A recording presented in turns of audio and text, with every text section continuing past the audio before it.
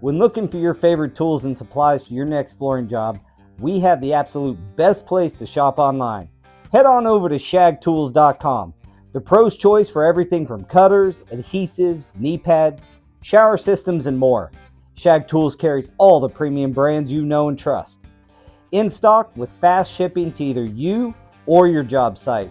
And right now, our new customers are going to receive 10% off their initial purchase using the code Huddle10. That's right, Huddle10 at shagtools.com.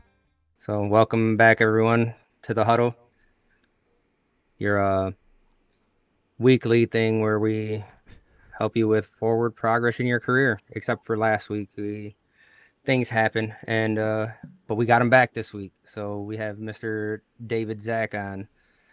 You want to go ahead and tell us a little bit about yourself, David, and let us know how you got to where you're at today. Sure, sure. Thanks for having me and welcome everybody. I'd like to start by saying Happy Veterans Day to all my fellow veterans out there.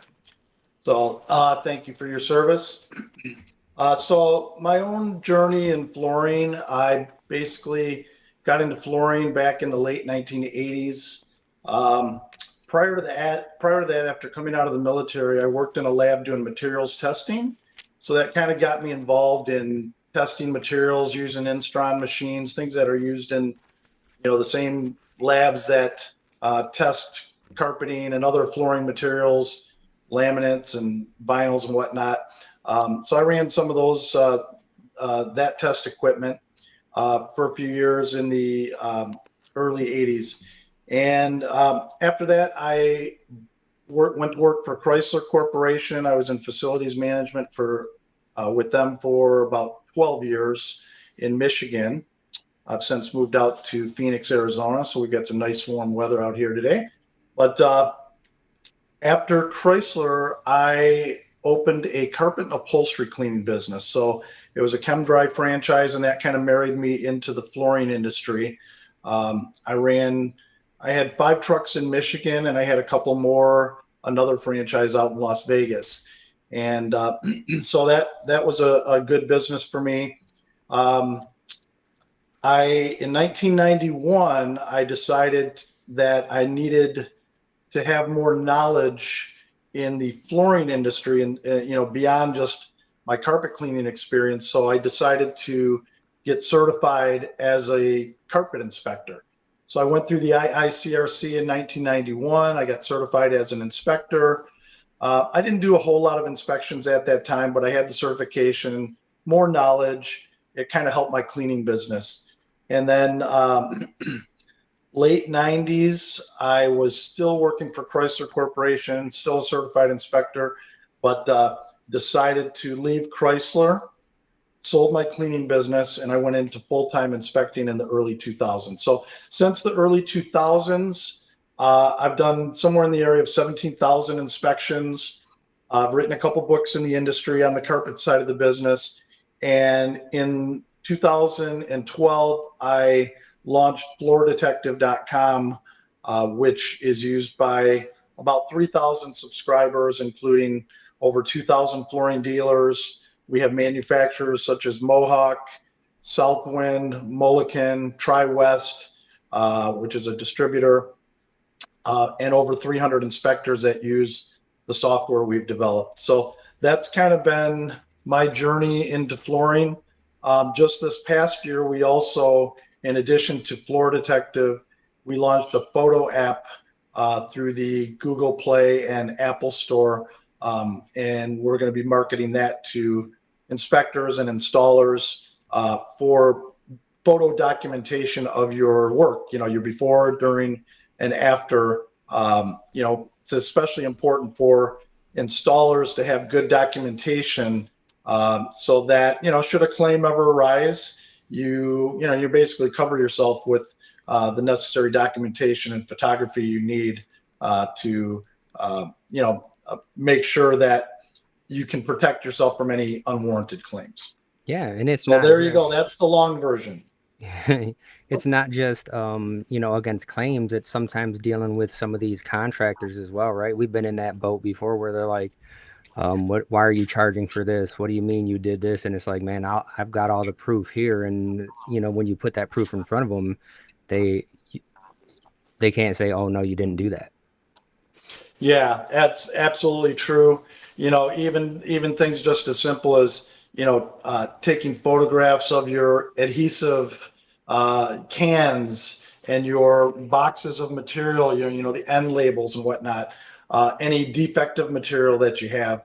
So the photo documentation, I think, is an area that uh, could greatly be improved upon by installers throughout the industry. I think there's not enough of that type of documentation going on. Are And I you think that's something I'd really like to see improve from an installer standpoint. are you referring to the production dates and batch dates or batch codes that are on the material as far as taking the pictures of that? Yeah, all that stuff is important, even the instructions on the can. For let's say an adhesive, just as an example, that instruction on the can wraps around the can. So you might have to take, 3 or 4 pictures to capture it all. Just to have that to protect yourself, to make sure also that you're doing things in accordance with the guidelines. That's one of the biggest things, from an inspector standpoint. When we're looking at a claim, you know, the vast majority of the claims, we're comparing the work that was done, we're looking at what the complaint is, and we're comparing that with the installation guidelines or industry standards. So, for the installers to have that documentation, that information, and to certainly make sure that they're following that stuff, because many of the things we look at directly correlate with something on the guideline that was not followed. Subfloor prep, expansion space, trowel notch sizes, relative humidity, temperatures, pH of the concrete. I mean, all those different things, expansion space, all those different things are the kind of things that are in the guideline that need to be followed. And that's the kind of things that when we go out and look at a floor, we're judging, the complaint and the claim, and determining whether or not, the guideline met what was needed for that particular claim. So you're saying what I'm hearing is that you have methods, you have ways to find out if manufacturer specifications were followed or not, whether it's trowel notch size, whether it's moisture in the concrete, whether it's allowing the material to acclimate. That's what I'm hearing here. Well, not exactly. Not exactly. So obviously, when an inspector goes in, you're going in after the fact, right? So unless you're allowed to do or requested to do uh, destructive testing, some of those things you're not going to absolutely know with certainty. So there are some things, like, just as an example, subfloor flatness, right? Well, there's not any certain way to determine, subfloor flatness over an installed floor. It's too late. It's beyond where I can definitively say the subfloor is or is not, out of tolerance. So there's some things that an inspector, they can make a judgment and say that the condition is consistent with, let's say a subfloor out of flat. Maybe the measurements we take over the top of the installed floor, you have a 5/16 dip within 10 feet. Okay. And, and the floor, let's say it's a luxury vinyl plank floor, and the end joints are breaking and there's deflection in those areas, right? So while you can't conclusively give a reading of what the subfloor was because it's covered now, you can say that the issue that's occurring, the claim that's you're being called to take a look at, is consistent with the subfloor flatness issue or deflection issue. I think it makes it easier a little bit, maybe with like sheet vinyl and glue down LVTs and stuff like that, because they kind of conform to the floor, so you can actually get some better readings. But when you're talking like homes where it's the rigid core, the WPCs and what have you, where I mean it's bridging gaps, right? You can, on some floors, you can be, more certain than others. And you can also weight down areas so that if there is an area that's raised up, you can push it flat to the subfloor, and then take your readings that way and have a more accurate reading. Okay. So Did you want to Go want me ahead. to pop up that PowerPoint that you had at any point? Yes. I can put that on. So I think it should be on now. Yes. I'm showing that I'm sharing it. There we go. Okay. So yeah, we're going to go through a few slides here. And for those of you who are interested, at the end of this, I'm going to be offering a free book, it's a $250 book. It's 4 pounds, the Ultimate Carpet Manufacturing Inspection and Claims Training Manual. So at the end of this presentation, we're going to go through about 30 slides. And if you want to have a chance to win the book, you basically just have to write down the name of what you see in the picture. And we're going to be looking at some various claims, pictures of what the claim looks like, and then just jot down the name. And then can we give my email address out? Is that okay? Yeah. Yeah. Okay. So my email address is flooring inspections, that's plural, at gmail.com. And just email me your answers, and the top person who's got the most correct answers, I will email you back, and you'll send me your address, and I'll send you a copy of the book. All right, so let's take a look here. We'll try not to spend too much time on this, but we'll just go through a few things, and then if there's questions, we can answer those. All right, so we've already talked a little bit about my experience and whatnot, so we won't go too much into this. And this is actually a presentation I did for the CCA Global Convention. I usually go there almost every year, sometimes every couple of years, and they'll have 100 or 200 people in the claims training room, and we'll go through some different things from a training standpoint. So what is Floor Detective? We're going to talk a little bit about Floor Detective. Floor Detective does 4 main things. We have a master list of all certified inspectors from every certification. We've also incorporated an online claims reference or defect library. We have nearly 250 defects or claim reference pages, 1 defect or claim per page. So if you want to learn about buckling or cupping or checking or any number, delamination, any number of things, this is an extensive library that I've been putting together since 2009, and we have over 50 expert contributors that have either peer reviewed or provided their expertise to add their voices to the pages for accuracy purposes. So, there are manufacturers, in fact, that subscribe to Floor Detective just so their claims analysts can have access to the online claims reference library or the defect library. And then we've developed a state-of-the-art report writing program for inspectors. There's really nothing out there like it. We've been working on this for about 6 years now, and it incorporates a industry standards library, defect library, and a state-of-the-art report writing program. And then for manufacturers, we've developed a claims management system. So my largest client is Mohawk, and they use the system. It allows them to commission inspectors through the system and receive reports back through the system. So we've put a lot of development time between my developers and their developers into that. And other manufacturers such as Mulliken, Southwind, Dixie Group, some of these other companies also use the system as well.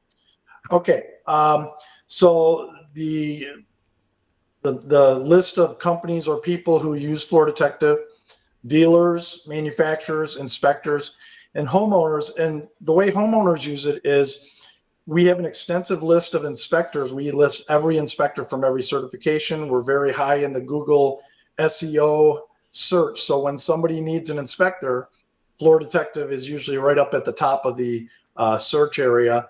And so was number the one. homeowner or the dealer, they will search for an inspector. They'll put in their zip code or their address or their city. They'll search out 50, 100 miles, and then all the local inspectors in their area will pop up. So we'll pass this one here, but it just basically gives you some information about what dealers can use the site for. The visual defect library is invaluable to for the dealers and for the installers who work for them. I have one very large dealer out of Ohio that uses it, and they have their installers, and they have a lot of installers. They have their installers come in, and every day the installers will spend 10 minutes a day going through some of the defect pages just so that they're familiar with the claims that are being filed. We cover probably 95% of the most common claims that inspectors go out to take a look at in our defect library. So it's really important from an installer standpoint that if you do, get called back out to go look at a claim or a problem, you don't want to just wing it. You want to know what you're looking at. And our visual library within Floor Detective allows you to associate, what the issue is called. So now you're going to sound very intelligent when you're talking about the claim, and also photographs of what the issue looks like. And we'll go through a little bit of that. As I mentioned, Floor Detective defect pages are peer reviewed. I know that's extremely small, but we have about 50 peer reviewers. These are experts in the industry, everything from manufacturers, technical people, laboratories like professional testing labs, inspection trainers, high-end inspectors. We've got a laundry list of some of the best inspectors throughout North America. All right, so let's talk about inspectors. Inspectors are the eyes and ears of what the documenter is looking for. They help basically the party that is commissioning them understand what's going on with the claim so that they can come to a resolution or make a decision. So the inspectors when you're saying like they're working for someone, right? Because I think a lot of installers are always on the end of it where they like the person that they're working for just kind of calls them up and then they send someone. But I don't think a lot of people know that you can actually hire your own inspector, even if you don't like the results that came through. You can. And we're going to get into that just a little bit too. So, an installer can hire an inspector, a manufacturer can, a dealer can, an attorney can, an insurance company. Anyone can hire an inspector. The inspectors that you're going to find in Floor Detective, in our inspector list, they're all independent, non-biased, third-party inspectors. Okay. They are supposed to be non-biased. Hopefully they are being non-biased. That is what they're, some of the inspection schools I've been through, you have to raise your right hand and swear you're going to be a non-biased third party. So hopefully everybody is abiding with that. I know, the knock on inspectors is, well, they're just going to side with whoever the commissioning party is. You know what, if that's been your experience, I apologize on behalf of the inspector community. The better inspectors, and I know who they are, they abide by the non-biased part of what they're supposed to be doing. But all inspectors should be non-biased, and they are searching for the truth and the facts and not worried about who the commissioning party is. And it's got to work that way because, if I get hired by a manufacturer or I get hired by a dealer or an installer, that report has got to be the same regardless of the commissioning party. Okay. And I'm going to run into that installer at some point, and I don't want them looking at me sideways like, oh, you always side with the manufacturer. Inspectors should side with the facts and the truth. And that's really all they should ever worry about. They should not worry that they're not going to get more work because they didn't side with their commissioning party. The better inspectors get work because they're honest, they're thorough, they know what they're doing, and they're non-biased. And so that's, any inspectors on this call, I mean, that's the way you should run your business. And I'm sure 99% of you are. So the inspector is hired by one party, and so they have no obligation to give their findings to any other party. That being said, the report still needs to be a non-biased report. It's up to the commissioning party to provide that report to any other parties. So the inspector, when they go out and let's say the installer is there or the dealer is there, and let's say the inspector was hired by the manufacturer, and the installer or dealer has questions, you're often, almost always, you're going to find the inspector is going to let you know that they're not allowed to, basically talk about their inspection as far as their findings go. It doesn't mean the inspector shouldn't be professional, courteous, put on booties or take their shoes off or whatever method they do. All these things are very important from a professionalism standpoint. But the same would apply if, let's say, an installer hired the inspector, and let's say that let's just say that the manufacturer had a representative at the job site, and the manufacturer started asking the inspector questions, but they weren't the commissioning party, the installer was. The same rule applies. The inspector is only allowed to provide their information to the commissioning party, unless, of course, the commissioning party authorizes them, and then they can. But until that time, it's the property of the commissioning party to do with or not to do with whatever they want with that report. So an inspector should have an eye for detail, necessary training, the ability to separate fact from fiction. Now that's important because, when you get to an inspection, people are telling you a whole lot of different things. Some are true and some maybe aren't true, because whoever, let's say a consumer is saying, that tear in the carpet or those snags in the carpet, they were there immediately after the installer left, right? And it's fine for an inspector to listen to all of that and even put it in the claim history part of the report, saying, Mrs. Smith said that these snags were in the carpet immediately after the installer left. Okay, it's fine for that, but it doesn't mean it doesn't mean it's a true statement. It doesn't mean it's true. The homeowner they may just want what they want, and they're willing to, stretch the truth, so to speak. So the inspectors can listen to all that, but they have to, be able, from a diagnostic standpoint, determine whether that is fact or fiction, right? And a good inspector can typically make a determination like that, as far as whether the homeowner or the installer, for that matter, the installer may say, yeah, we put 6 mil poly over the concrete, right? And it may not be true. So the inspector has to, use their training and knowledge to try and deduce what the facts are versus the fiction. So do you have a questionnaire for the installer versus the manufacturer or retailer, or is there a different series of questions that you would go through and ask individual parties? So I don't have a written list of questions per se. Typically, the vast majority of the times, the installer is not there during the inspection. Now, that being said, I would recommend, it's in the installer's best interest, if they can be on the inspection, even though the inspector may not be able to talk to them if the installer didn't hire them. It's definitely to the installer's advantage and best interest to be there. Not to look over the shoulder necessarily, but I love when installers show up at the job site. That way I can ask them my questions that I have for them. I'm going to ask them things about acclimation and moisture testing and, different things that I want to know. But I have a checklist, but I kind of have it in my brain. And so I just use the one in my brain, and I take notes when I get there, since I've done so many of these. Now, sometimes if the installer or dealer were not present, I will email them, depending on what the claim is. I will email them and ask them to provide information on, certain questions that I might have. And that way it's all in writing as well.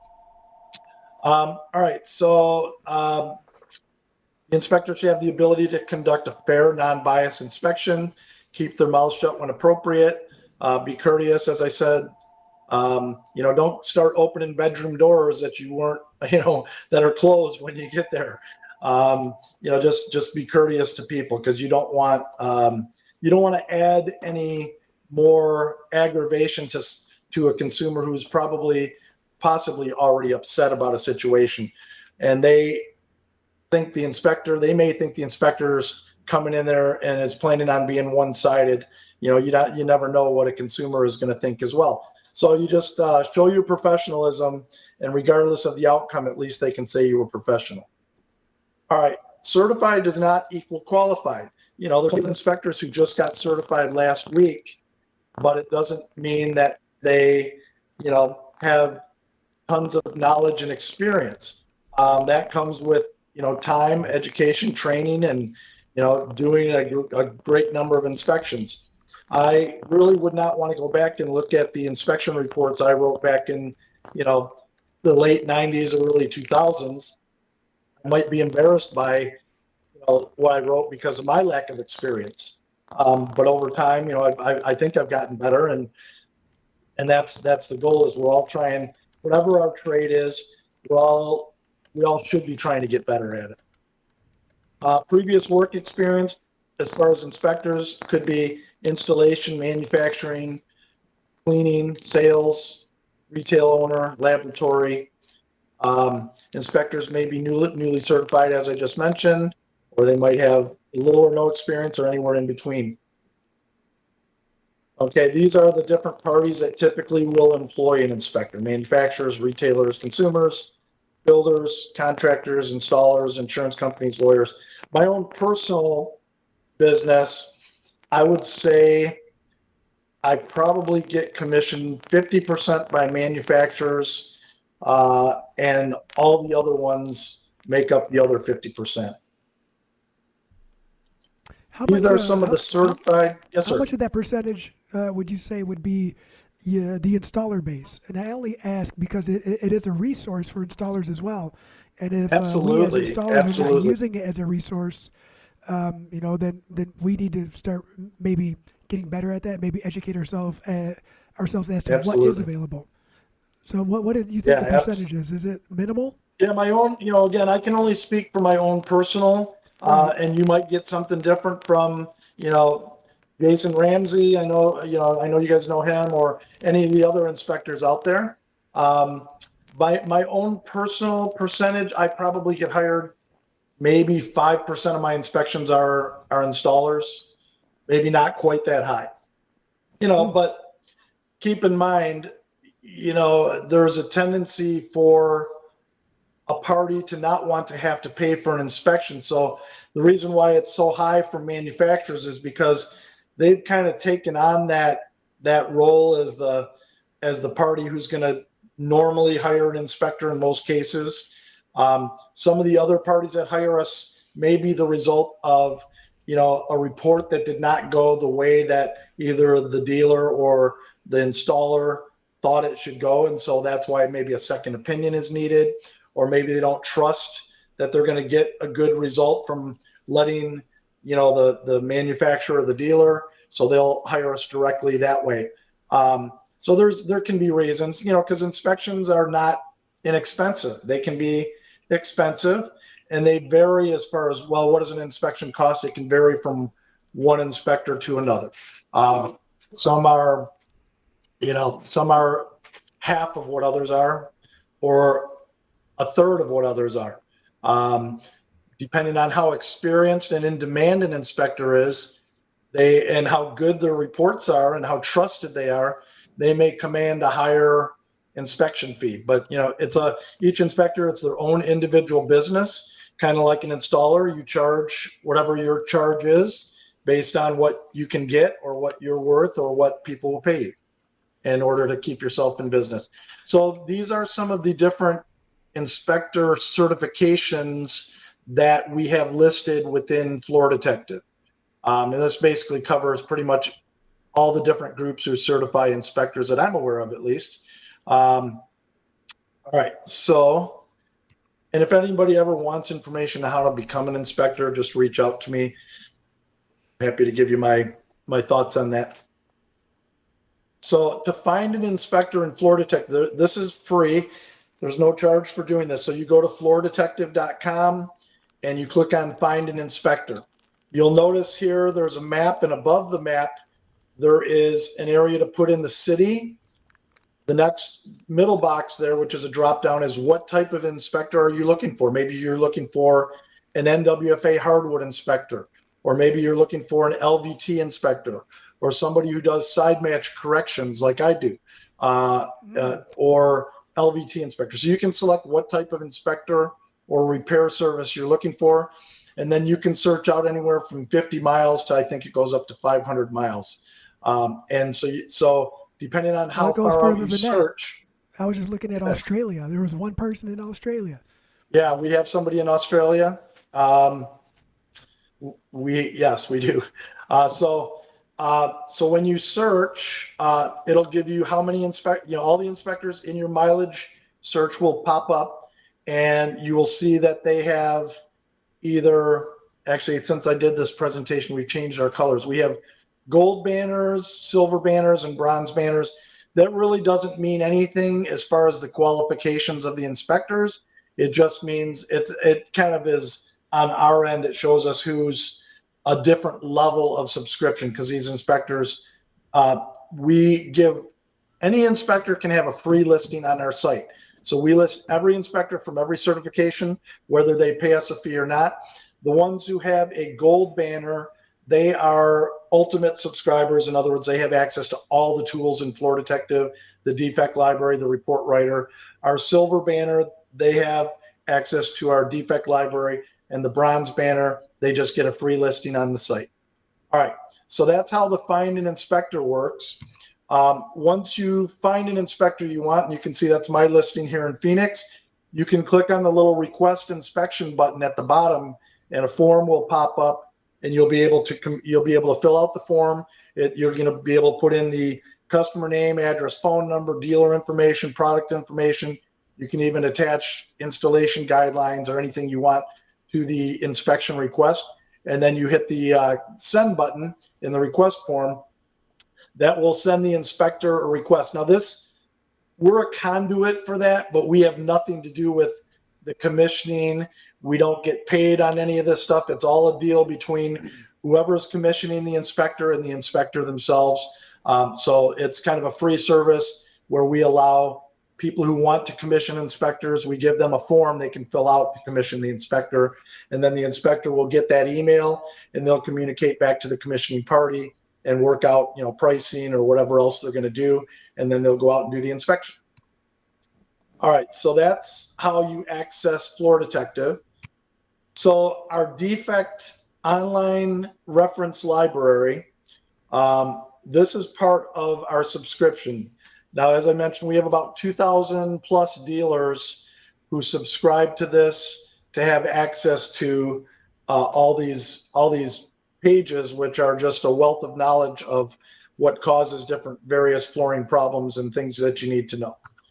So what you do, first of all, if you are not currently a subscriber and you want to be, if you're either a dealer or installer, you would just click on the register button at the top to the right of that little red arrow, and you can register, and then you can select which subscription you want. Our subscription for that group of people is $125 a year. For inspectors, it's $295 a year. Now, inspectors can have the inspector with the $295, that gives them access to everything. The inspectors can also subscribe to our premium listing, which is also $125 a year. That gives them the defect library.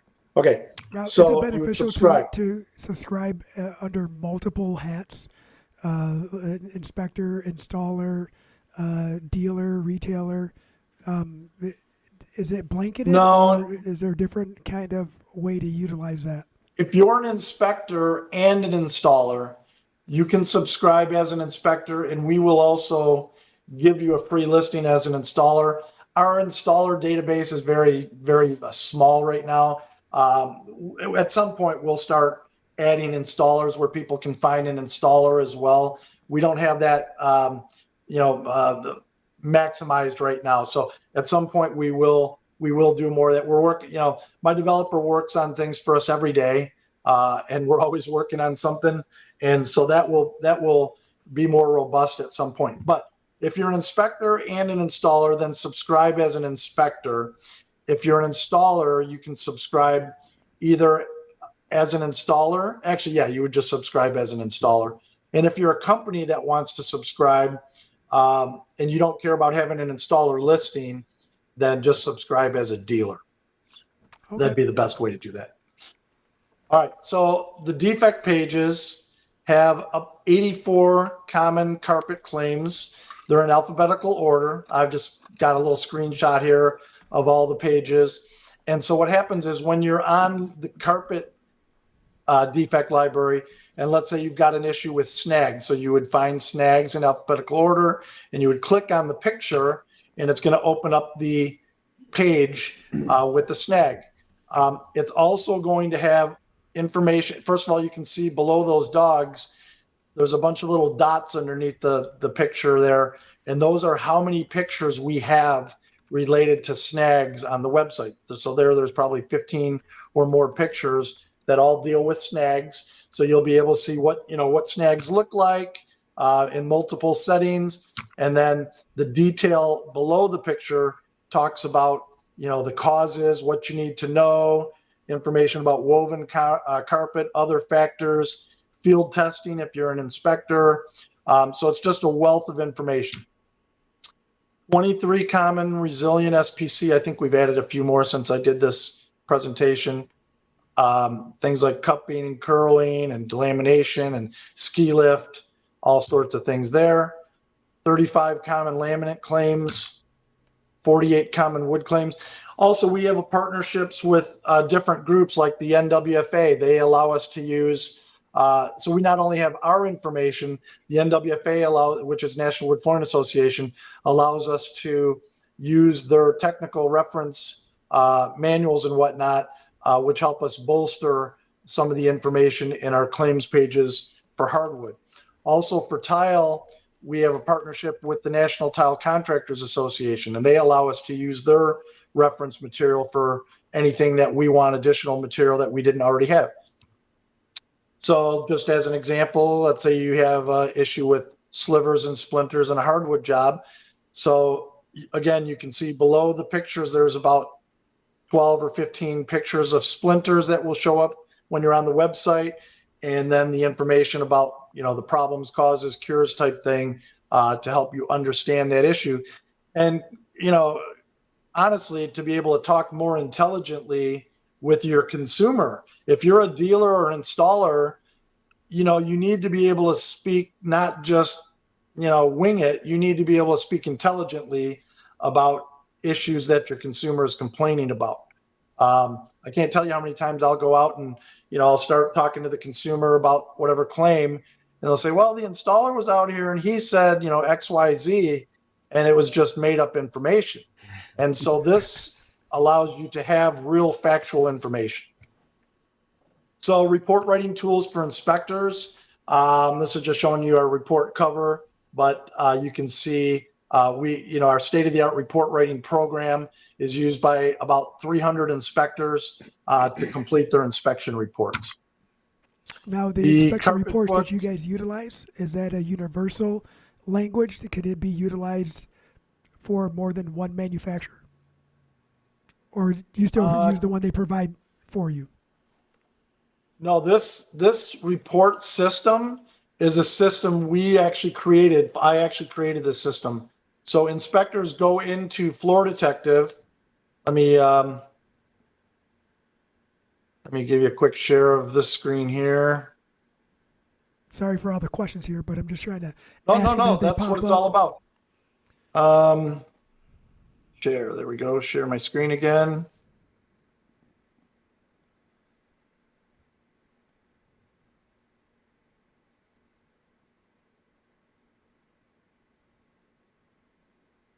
Bear with me as I find whichever screen I'm sharing. Who are those guys right there on the site?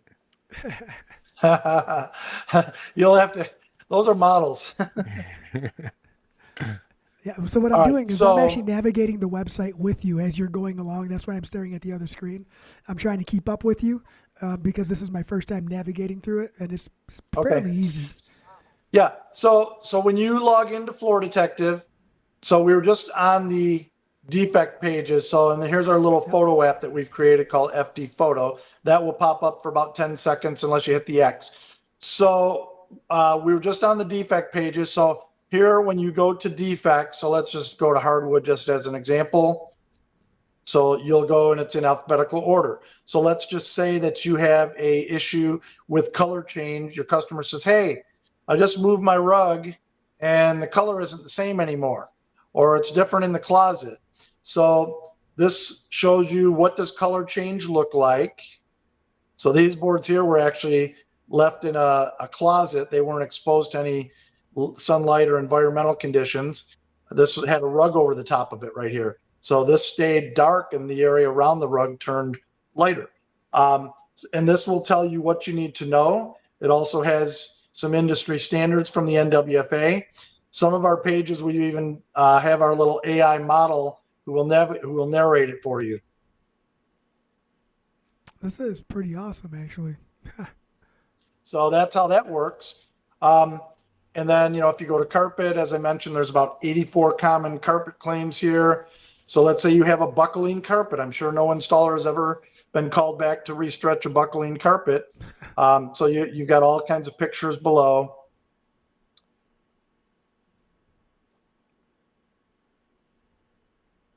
And what you need to know, other factors, field testing, industry standards from the Carpet and Rug Institute. There's my little AI model again.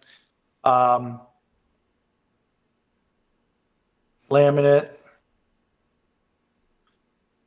swelling edges, that used to happen all the time. I'm not seeing too much of that nowadays, So but pet urine, moisture and whatnot, infiltrating the Scott core. says that it's a great site and it's so easy. A caveman like him can use it. And then Kevin asks if our inspectors actually testing the flooring to see if it passes standards, and does it seem fair that the people writing the standards are the same people manufacturing the flooring? So I guess his question is like, do you guys actually take that flooring and inspect it, not just the site conditions, right, but the actual flooring materials itself? Yeah, I mean, it depends. I mean, it's a case to case thing, right? Different flooring, can be tested or not be tested. We're typically in the majority of situations, we're doing field testing of the material. We are not a laboratory, so we're not doing any ASTM testing or anything like that as an inspector on the site or with the material itself. If that is necessary, that is a case where we would send information in, send the material into like an independent laboratory. Like for instance, the particular lab I use is Professional Testing Labs out of Dalton, Georgia. They're great. They've done many things for me through the years. So in a case like that, yeah. So we can do moisture testing, get field readings and whatnot. But we're not doing ASTM testing in those cases where if it needs it, we're going to send that material in for manufacturers to test it, or for the laboratory. I'm sorry, for the laboratory to test it. In some cases, though, depending on who commissions us, let's say a manufacturer commissions us, they may want to test it themselves, so they'll ask us to send the material in, or they'll send it to an independent lab because all manufacturers don't have their own laboratories. So it varies from one case to the next. All right. So that is a little bit about the defect library. Also have tile and stone and luxury vinyl. Oh, you got some And great pictures then on here, and a lot of pictures that explain very common failures, and even if I'm not in the flooring industry and I found out about this website, it can help me troubleshoot some of my issues as a homeowner, as a consumer. It explains a little bit more than what I thought it would. yeah, we put a lot, and I do mean like thousands and thousands and thousands of hours and dollars into developing the site. And consequently, we do get some really good reviews from people using it. As far as the inspection report part I was of the system, I'm sorry. we got one more thing because I was waiting for Kevin to say something. He says, "What about part two of his question? If it's is it fair that the same people that are writing the standards are the same people that manufacture the flooring?" So when he says writing the standards, which standards are we talking about? If we're talking about like ASTM?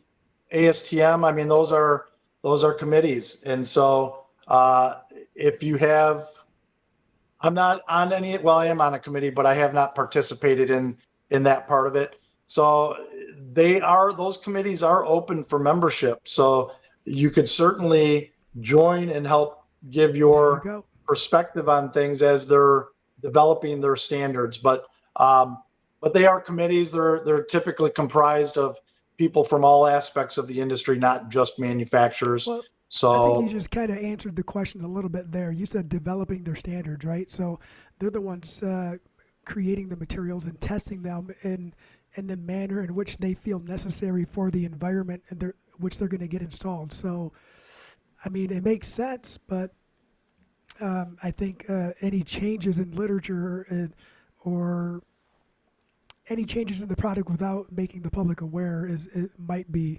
one of those items where it might be considered unethical, I guess. So if they write the standards, they're writing yeah, I to mean, what they're testing, I guess.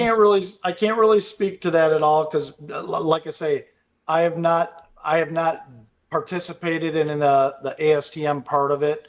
I understand the concern. Maybe there's somebody out there more knowledgeable than myself about how that process works. So it's one of those things. Like if I'm not part of it and participating in it, I don't want to really comment on something that I'm not part of. So I'm gonna leave that for others to discuss. But just from a inspector stand or from a rather from an installer standpoint, the biggest thing is following the installation guidelines. Some of the standards that are going to be in the installation guidelines are going to be like moisture testing and the methodology of that, not necessarily the testing of the material itself and how it's supposed to conform to slippage, dynamic coefficient for slippage and whatnot, things like that are within some of those standards. But like I say, those are committees that you can join and become part of and have a voice and counter disagreement you might have to try to get your point implemented. But that is beyond my knowledge, so I'm going to kind of leave that one alone. He said Kevin will be on another committee, Scott says. Excellent. Is that a Kevin I know? Kevin Keith? I don't know, Kevin. He's Okay, with so Roberts QEP. Gotcha. All right. As far as the reporting system, and I'm not going to spend too much time on this because I suspect we probably don't have a lot of inspectors here, but the inspector's dashboard, basically when they have an inspection to write, they're going to open up the report system. They're going to select what type of report they want to write the report in. So we have 9 different forms they can write the report in. So let's just say I'm doing a hardwood and it's going to be a detailed report. So I'm going to select my report form. And then I have 4 bullets up here of general information, history, indoor environment, observations, and comments. So my general is going to have things like claim number, inspection dates, commissioning party information, homeowner information, manufacturer's information, dealer information, installer information, general contractor, product, style, color, rooms installed, square foot, species, you name it. Property information. So this is kind of how the report system works. History and maintenance. The inspector will be able to put cleaning information in, indoor environment, temperature, humidity. I don't think the actual screen on here, it's been the same for a while, is actually updating to what you're looking at. Really? Okay.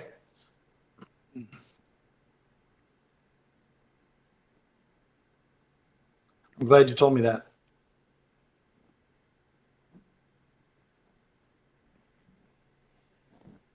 All Yeah, right. Daniel's got better Let's eyes. see if it there you go. There we changes. go.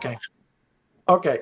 So what I did, thanks for telling me that. What I did is I created new. So as an inspector, when I'm writing a report, I'm going to click on new inspection and I'm going to click on what type of report I want to write. So is it a carpet? Is it a hardwood? Is it resilient? Laminate, tile, NWFA? So in this case, I'm going to select a hardwood report.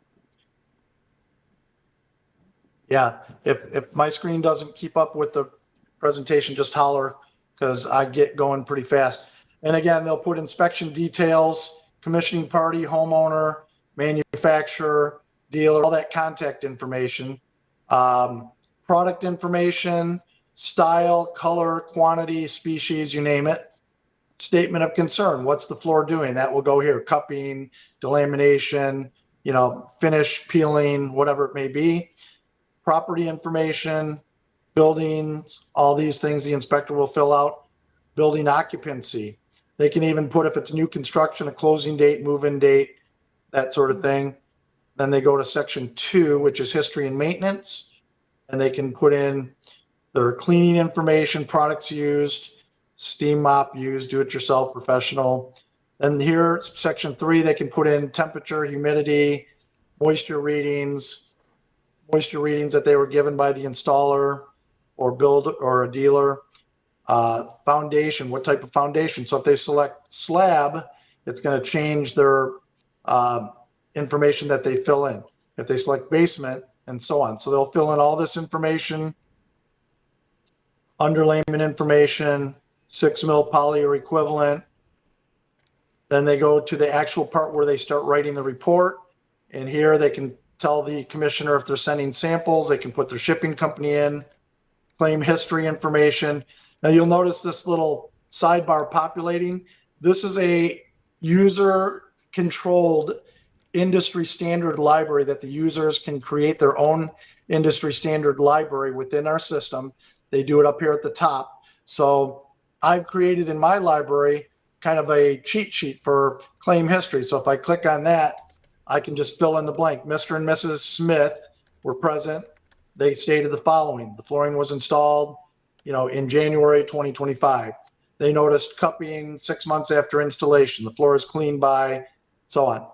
Observations and tests, physical description comments, rather. So here, the inspector can go ahead and complete the report, type in, bullets, things like that. Or if they have anything in their industry standard library that they've saved, they could pop it in here like a EMC chart or any number of other things. They can just pop it in, whatever they have saved in their library. And for anybody who wants training on this, I am more than happy to jump on a private call with you and do training on it as well. Applicable field tests. I was gonna say, I mean, a lot of what we talked about today is just, focused on the floor detective, which is awesome. I mean, it's a great resource, but I mean, how much of inspecting is actually doing what you're showing here versus the on-site stuff? Yeah, I got you. So thank you. So we're just going to end this part here. So this is how I kind of wanted to give you a glimpse of how the inspector completes their inspection report. Okay. So that is information on how the inspector completes the report. All right. So let me stop that share. And hey, just to forewarn you guys, I do got to take off here shortly. We got our first team practice today. So, and to okay. add on to Daniel's question after this, because I'll probably be gone by the time you get to it, is once your installer base grows, is there going to be a list or a series of to-dos or what to look for and how to come up with a list while you're doing the installation? So that way you have your installer information and project information listed correctly for an inspector if it were to come to that. That's it. You can answer that later on if there's time. Okay, all right. You might have to summarize that for me because I'm not sure, 100% sure I got what you want. All right, so let's go to the, and I know we're probably running out of time here. So here's our little test. If you want to participate, write down your answers if you want to have a chance to get a copy of that book. There's nothing on the screen. Thank you again.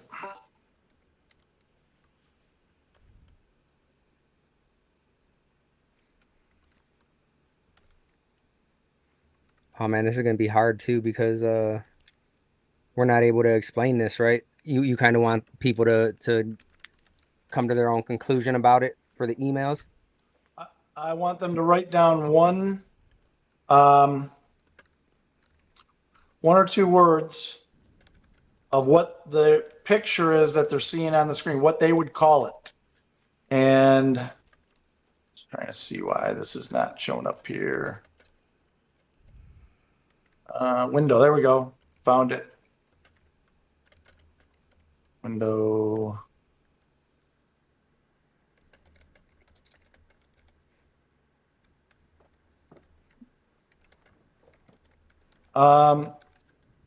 Is anything on the screen? No, I don't think it likes you today. Okay. Let's try it one more time.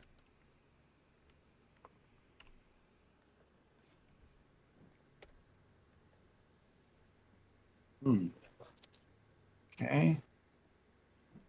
I tried to reformat my. Well, I know what I'm going to do. I'm going to share the entire window, entire screen. And see if that works. Can you tell me if it's sharing the entire screen? No. I don't think it's gonna let us anymore. Okay. Dang, That's why you gotta love software, right? Radio. Oh,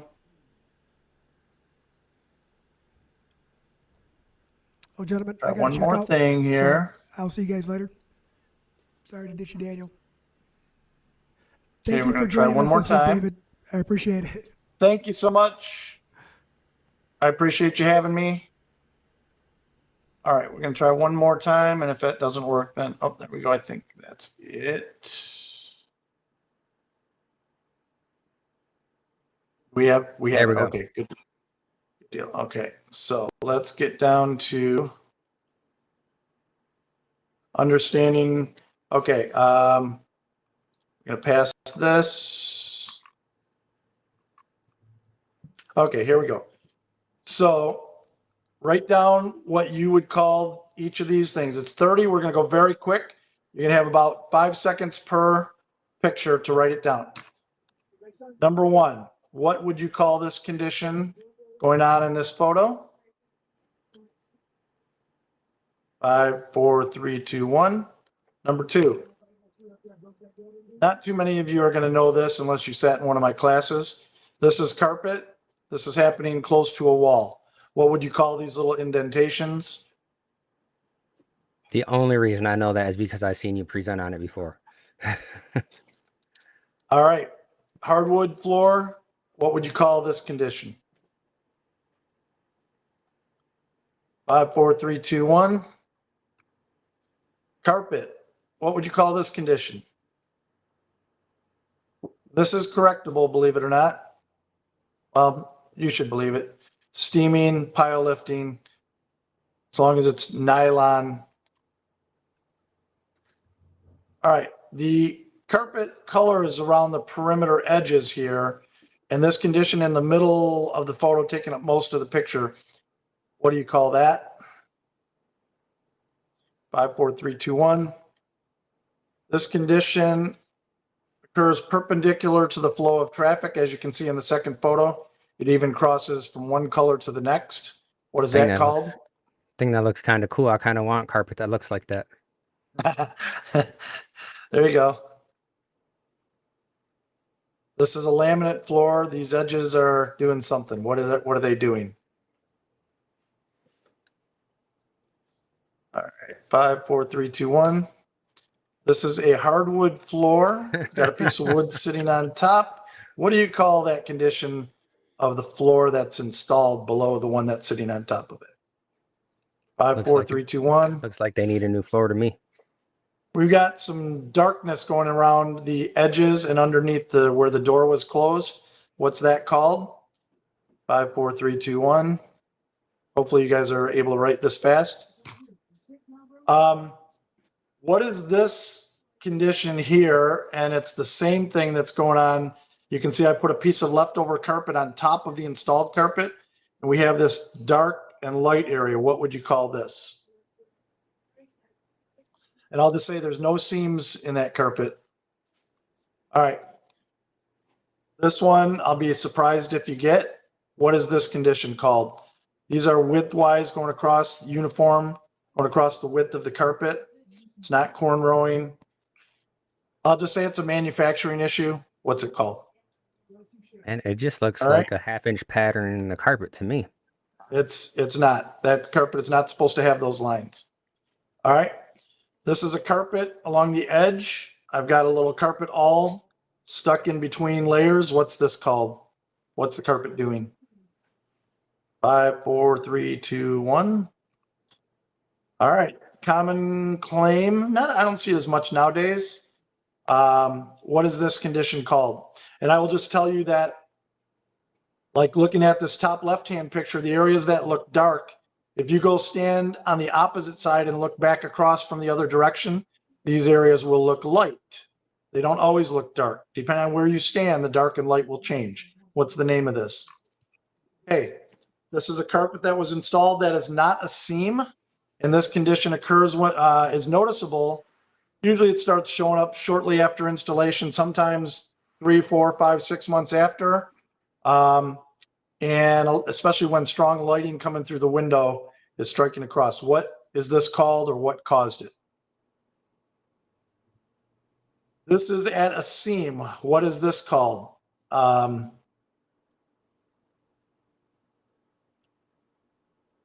Carpet on one side looks different than the other. What is that called? Okay, hardwood. What is this called? 5, 4, 3, 2, 1. I think we're more than halfway through. These are kind of yellowish brown spots. Cause or called? 5, 4, 3, 2, 1. Putting a little water on these spots and agitating. What is that called? And these are actually like issues with it. It's not just like that right there looks like someone dropped some soap and then you just added some water and then it started foaming up. Good point. Good point.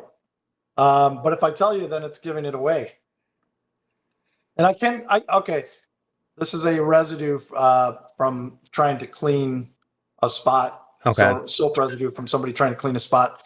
Put a little Like- water on it and agitate Right, it. And like it'll generate they probably spilled something and then tried to clean it up and they then try to clean it. Yeah. Okay. So you got one freebie there. got a freebie. Hardwood floor. This is visible with light striking across the floor. What is this called? 5, 4, 3, 2, 1. Hardwood floor. This is like a little loose flap. What is this called? Okay, 5, 4, 3, 2, 1. This is the top veneer of an engineered hardwood floor. You have two conditions going on here. One of them is here. This is the glue. Okay, so if you fold that over, this will be on top of this over here on the right. And then this is another condition here. So that it's doing two things. All right. So you can give me one or both if you know them. All right. This is at a seam. What is this called? Hopefully not at any of your seams. 5, 4, 3, 2, 1. What are these guys doing? This is in a hardwood manufacturing facility. What is this job called? Okay, 5, 4, 3, 2, 1. What is this called? It's a loop pile carpet. 5, 4, 3, 2, 1. This is a SPC floor. What is this condition called? There's really only one, but I'll take two answers on that. All right, here we go. This is a tile floor.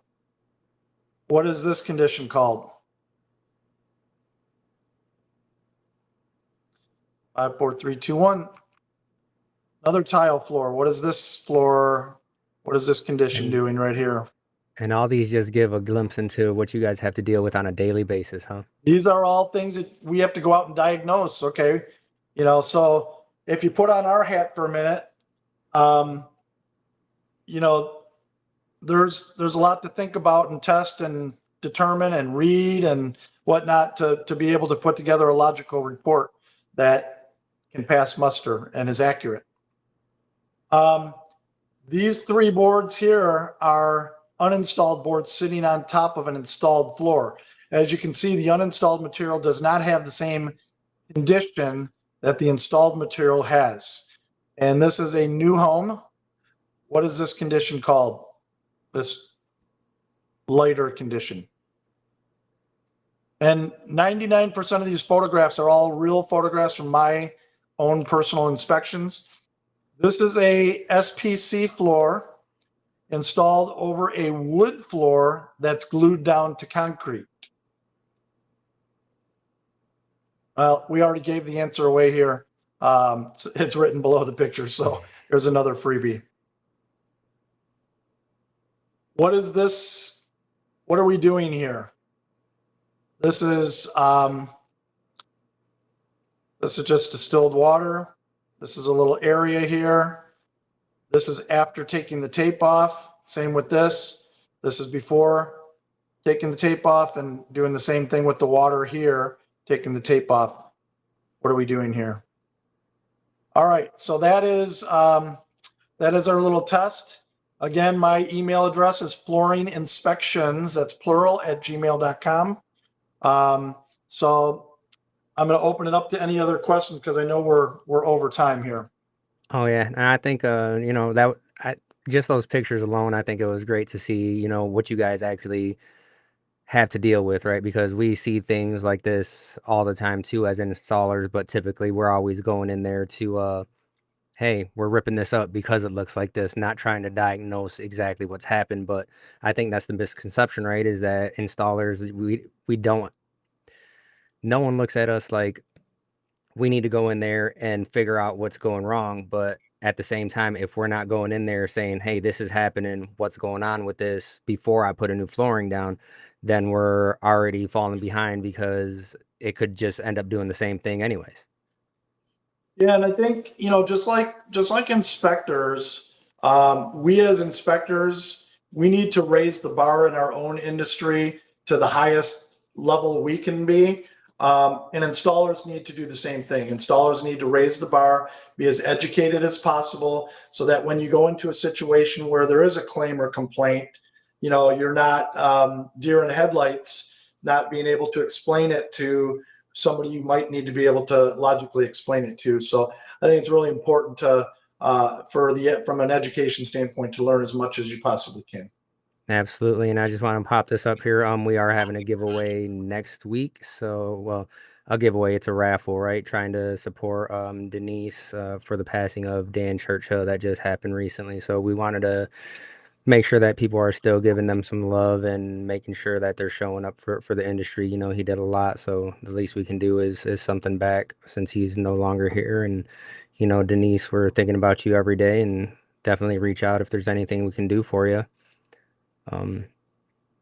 So this right here has it has some inspector tools in there too, so can play around with those. But inspectors, I think as an installer, when you when you don't know what you guys do, they kind of give you a bad rap. But once you get into the other side of things, when you're like, it's not always against the installer, right? You have to, there is those inspectors that are just trying to throw someone under the bus, right, and collect that check and on to the next one. But Yep. there's also some inspectors out there that take their job seriously, and we just have to let them do their job instead of always thinking that it's going to be against the installer. So we definitely, I know your job is an inspector's job isn't easy, right? There's a lot that goes into it, and as a flooring installer, I think that's one of the avenues that you have to look at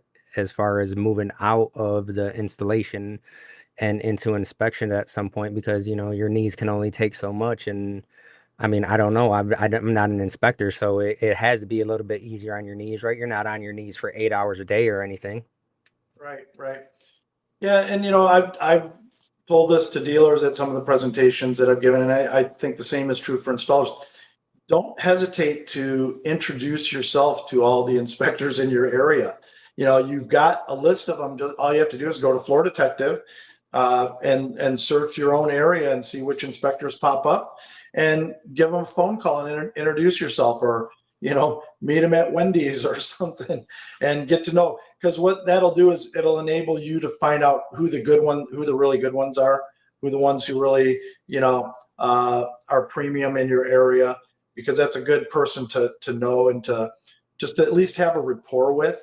It's not like, it doesn't mean they're going to side with you if you did something wrong. They shouldn't. They should still, be non-biased. But I think being able to look somebody in the eye and know that they are truly a non-biased third party, you can kind of get a sense of somebody, and get to know them just a little bit to help, peace of mind when you see their name on a report. It's like, oh yeah, I think that guy is legit. He's doing a good job for the industry, and he's doing a non-biased job. So Right. And don't at hesitate the to get same to know your time, right? inspectors. Because we talk to inspectors over here, and Chad is Yeah, a regular on listener on the podcast, and yeah, he'll come over here, and that's the thing. It's I've never had to hire him for anything, but if I do, I know that he's one of the ones that I'd be like, yeah, I trust yeah, you with this, and whether it's my fault or not, if it is my fault, let me know where we went wrong so that way I can correct it in the future. yeah. Totally agree. Chad's a great guy, great inspector. I know him very well. And I've seen some of his stuff, and I know that he does. And the thing with Chad too is he comes from an installation background to begin with, so that's really a plus too, for an inspector who can put together a good report, who also came from an installation background. I think is a win-win, because he's been in your shoes. He knows what you're going through. He knows how it's supposed to be installed, and that gives him, a leg up on an inspector who maybe didn't ever have that experience to begin with, and had to learn it the hard way through, more time spent in the industry. Yeah, so I mean, the more you guys can learn when you're installing, the better it's going to do for you in the long run anyway. So stop hiding them from the manufacturer recommendations and standards and stuff, and just start following them, because one day you're going to not be able to be on your knees, and you're going to have to look for something else to do, and you'll have all that knowledge behind you. The other thing too is, don't procrastinate on when somebody calls and has an issue.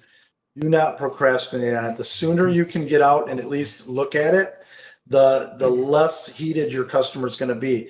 But if they get put off for an extended period of time, that's just going to get them to the boiling point. So I say some things you can put to bed really quickly, and they may not even be an actual claim.